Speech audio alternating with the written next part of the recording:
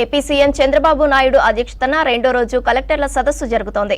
6 నెలల పాలనలో చేపట్టిన అభివృద్ధి సంక్షేమ కార్యక్రమాలు, స్వర్ణాంధ్ర విజన్ 2047 డాక్యుమెంట్తో పాటు కొత్త తీసుకొచ్చిన పాలసీలు అంశాలపై అధికారులకు దిశానిర్దేశం చేశారు చంద్రబాబు.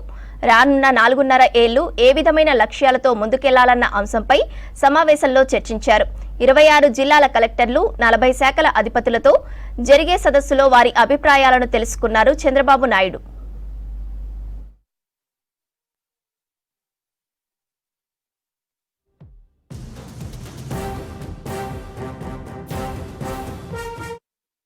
తీసుకోవాలనుకుంటున్నాం.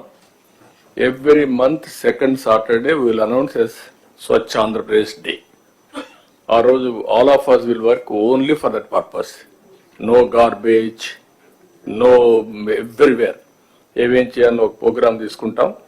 ప్రతి ఒక్క నెల దాన్ని అనౌన్స్ చేస్తాం. ముందు మున్సిపల్ అడ్మినిస్ట్రేషన్ అయిపోతే దెన్ విల్ అనౌన్స్.